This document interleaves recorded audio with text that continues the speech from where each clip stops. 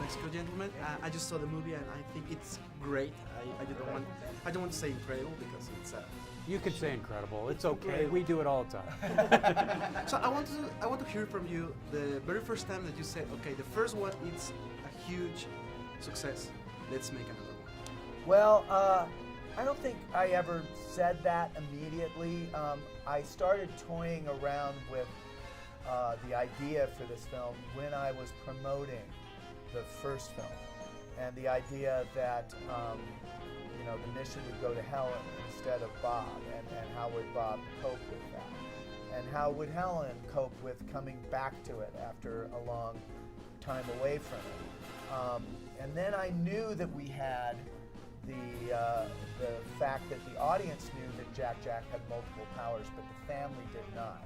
So I knew I had that to play with. And Jack is a much bigger character in this film than he was in the first film.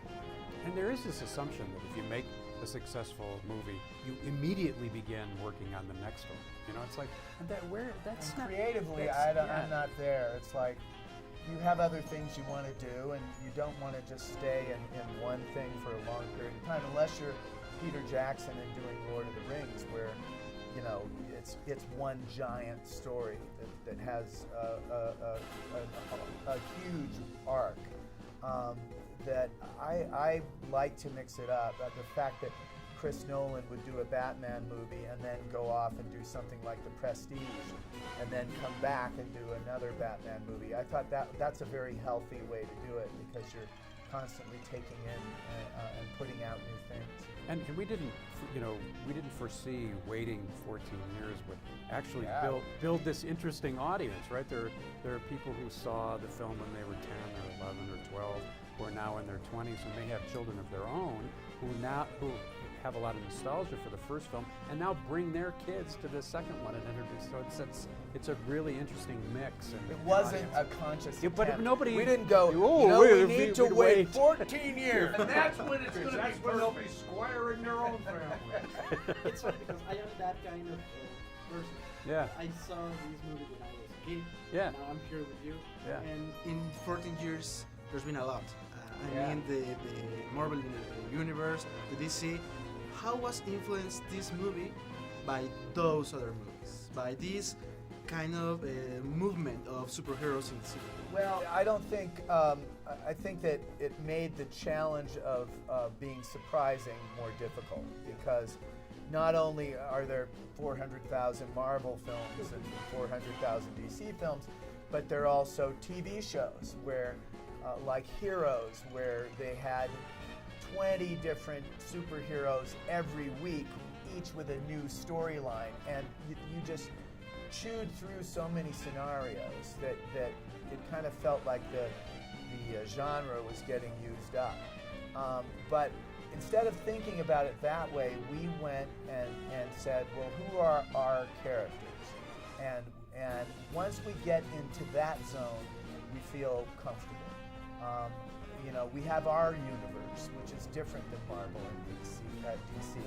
And, we like the balance between the mundane and the fantastic. The fact that there are all these super situations, but also everyday life is really a part of this movie, and everyday experiences, and the amazingness of those everyday experiences. I mean, just having a family is kind of a super problem right there, I want to talk now about the music, because I am a huge fan of the work of Michael Giacchino. Yes. But why did you choose jazz for this kind of movies? The first one was a surprise, of course. I think that it has to do with the fact that when I was a kid, I liked superheroes, but they weren't done very well. There was the show of, when I was a little kid, there were reruns of George Reeves' Superman, and I like that a lot. But it's kind of cheesy if you look at it now. I mean, he bounces off the springboard, and then he's got the wires, and he's then there was Batman, which was making fun of comic books with the campy stuff. And so they weren't done very well. But just as a kid, you just like superheroes. But what was done well when I was a kid was spy movies. They had the same kind of over-the-top villains, the same kind of crazy gadgets, the evil plans that were, going to go into effect, and that seemed to be much more convincing to me as a world. I remember my parents let me go to James Bond as a kid, which at the time was considered kind of adult, and that you shouldn't be able to do it. And my parents were kind of cool. They let me go see James Bond. And I remember having arguments with other kids in my class saying James Bond would clean Batman's clock, and having these, arguments. No, he wouldn't. He would use his batarang or something like that. I go, batarang, smatterang. Are you saying to me that Sean Connery can't take Adam West? And so for me, the convincing version of the superhero kind of world was in Bond films and Man from U.N.C.L.E. and Mission Impossible and Johnny Quest, if you want to get into animation.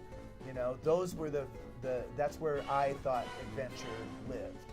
So that kind of style with that kind of music style, which has bongos and horns, and that to me is just nirvana. I love these characters and I love this world, and they feel very close to me. For me, this seems like a super commercial film because it's superheroes, it's CG animation, sequel or whatever.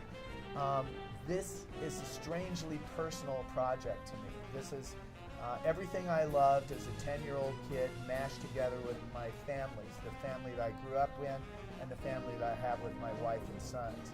So it seems candy-colored and crazy, but it's actually very personal to me. So I love these characters.